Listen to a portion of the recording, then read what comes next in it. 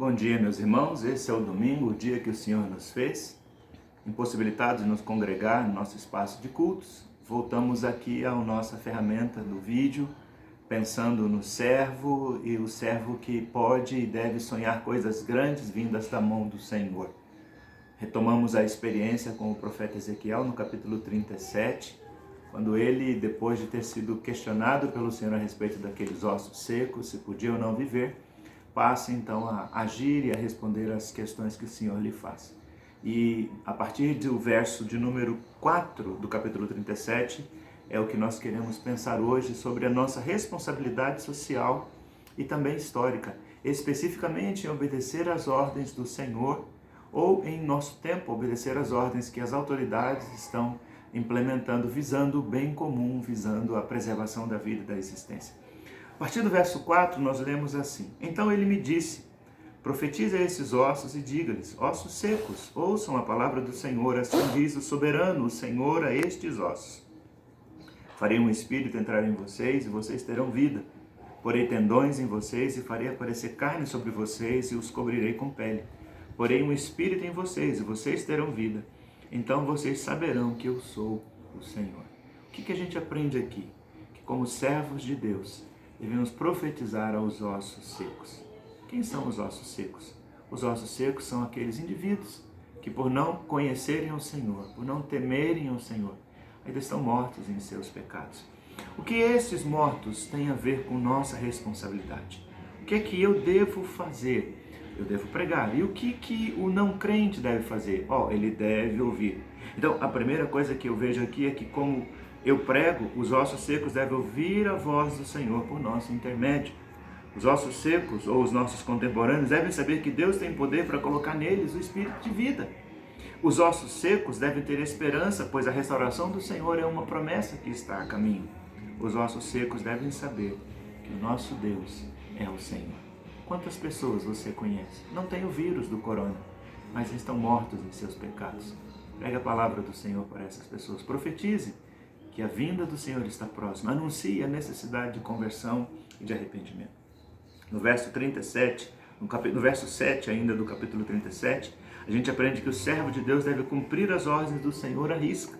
Olha o que diz o texto aqui. Então, eu profetizei conforme a ordem recebida. Isso indica que, a semelhança de Ezequiel, como servos de Deus, devemos pregar ou testemunhar a palavra do Senhor. Por mais estranhas que pareçam as ordens do Senhor, nós devemos cumpri-las. Por mais difíceis que sejam as ordens do Senhor, nós devemos obedecê-las. Por mais desconfortável que seja obedecer, nós devemos nos dedicar a isso. Outra coisa que aprendemos é que o servo do Senhor verá o cumprimento das promessas e também da vontade de Deus. Verso 7b e o verso 8 diz assim: Enquanto profetizava, houve um barulho, um som de chocalho, e os ossos se juntaram osso com osso. E olhei, e os ossos foram cobertos de tendões e de carne, e depois de pele, mas não havia espírito neles. Deus tem compromisso com cada uma das suas promessas, e cada servo do Senhor, na medida em que efetuar a pregação, o anúncio, a vivência dessas promessas, poderá ver a manifestação tanto da glória quanto do poder do Senhor. Ali, irmãos, a gente aprende que, como servos de Deus, devemos observar com atenção os detalhes da mão movida do Senhor em nosso favor.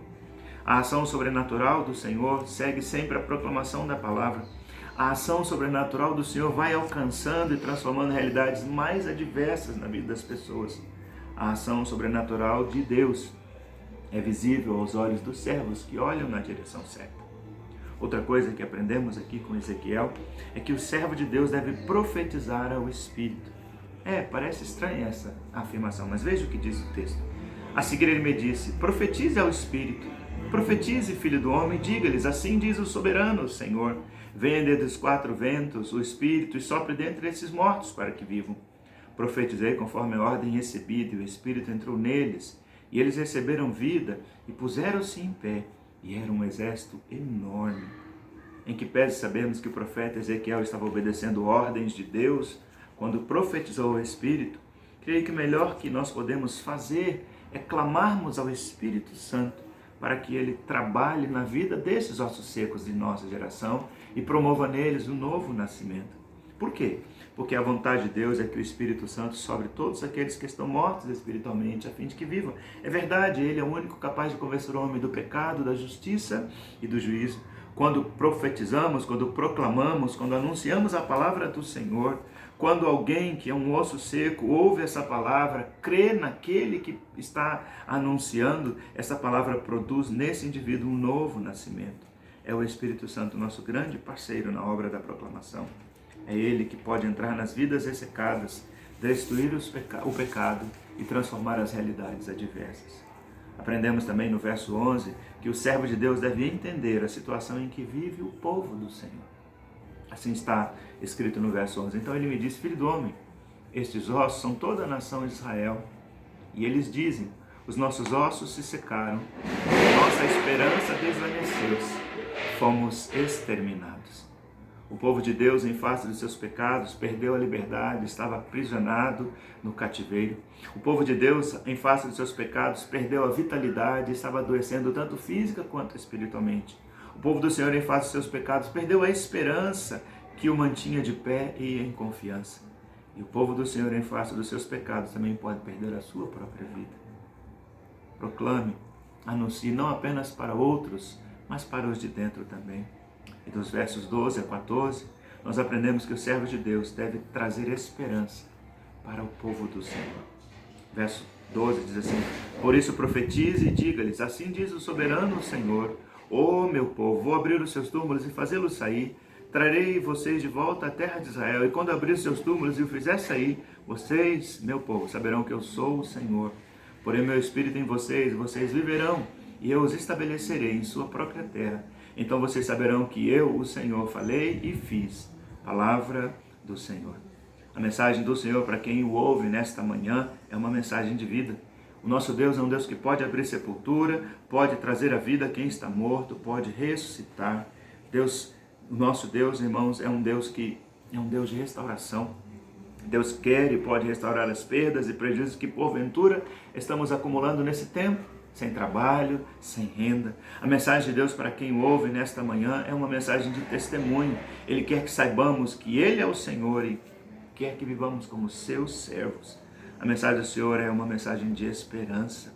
Ele quer que nós tenhamos a segurança necessária para enfrentar as lutas, advertir aqueles que estão fora do caminho e consolar os que estão sofrendo. O Vale dos Ossos Secos pode muito bem representar o tempo em que estamos vivendo. E o Senhor quer que profetizemos, que anunciemos a sua palavra, a única que pode trazer vida, gerar esperança e fazer o homem nascer outra vez. Que Deus te abençoe neste domingo, seja um tempo de você proclamar boas notícias.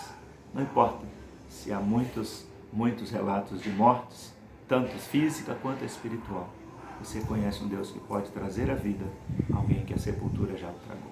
Que Deus te abençoe neste domingo.